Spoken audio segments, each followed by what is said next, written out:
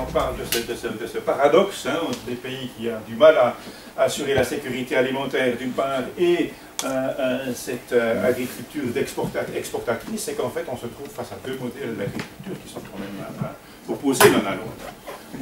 Et c'est la dernière publication que l'on a faite sur cette thématique ensemble, donc le prochain est l'action de Karen, sur les problèmes liés au sol et à l'agriculture, où là on parle d'un changement de cap de l'agriculture, parce que effectivement ces grandes surfaces liées à l'exportation, on le verra encore tout à l'heure, c'est de l'agro-industrie, c'est plus de l'agriculture où on est proche du sol, et cela expulse effectivement la population de petits agriculteurs, et donc nous, notre plaidoyer aussi, à travers une brochure comme celle-là, c'est de dire, mais enfin, la petite agriculture, l'agriculture familiale, est capable de nourrir la population humaine tout entière, est capable d'être très efficace en termes de production, et c'est vital que les petites familles paysans restent maîtres des outils de production qui sont les leurs, à commencer par la terre.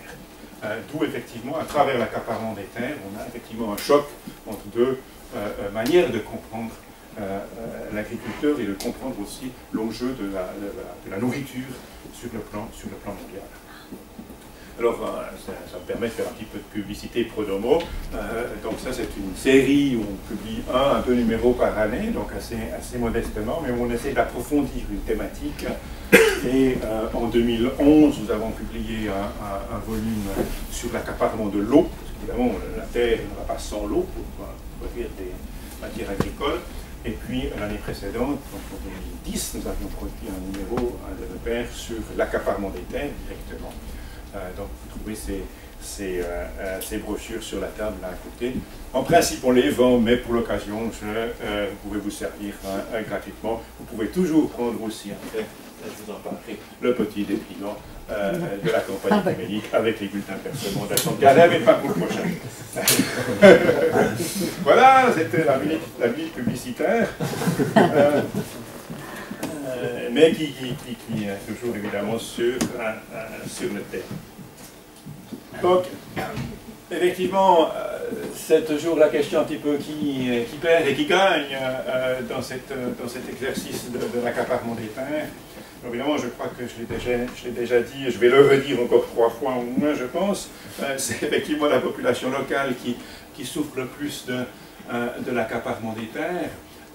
Et notamment à cause d'une problématique qui est récurrente dans beaucoup de pays, c'est que les titres de propriété ne sont pas stables, ne sont pas clairs, ne sont pas sécurisés. Parce qu'il y a mélange aussi de type de droit, il y a un type de droit traditionnel où ce sont les chefs coutumiers qui gèrent la terre, qui est en principe une propriété, enfin un droit d'usage collectif, n'est-ce pas? Et on ne parle pas forcément de propriété avec un cadastre de manière précise.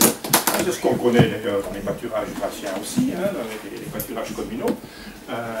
Donc il y a ce phénomène-là, et puis après il y a le droit colonial dans les pays africains qui est venu se substituer ou s'ajouter à cela sans forcément l'éliminer, d'ailleurs complètement. Et puis ensuite il y a le droit actuel, moderne, qui est venu se rajouter par là, où l'État essaye de lancer des réformes agraires ou de clarifier la situation juridique, ce qui n'est pas toujours le cas, on le verra avec l'exemple malgache encore tout à l'heure.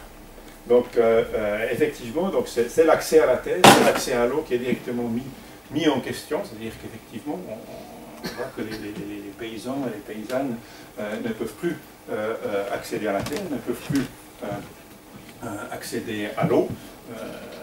Dans notre matériel de campagne, on raconte l'histoire d'une famille du Guatemala qui tout d'un coup se retrouve avec une troupe armée qui vient envahir le village, qui détruit ses maisons et puis qui occupe les terres. Et ça, c'est un phénomène qu'on connaît déjà depuis longtemps hein, avec nos partenaires à cause des grands propriétaires fonciers, mais qui s'est cristallisé encore plus sur certaines régions à cause de ce phénomène de l'accaparement des terres. Et puis on le verra aussi avec l'exemple du Sierra Leone tout à l'heure, mais les dédommagements qui sont payés sont extrêmement dérisoires, complètement dérisoires. Alors évidemment, pour une petite famille paysanne, de recevoir tout à coup 100 $, c'est énorme. C'est énorme. Tout de suite, comme ça, cash direct. Mais c'est pour perdre sa terre pendant 50 ans. Ça fait plus que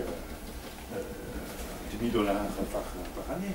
Donc je vais calculer juste, mais enfin, peu importe, ça ne devient plus rien. Hein?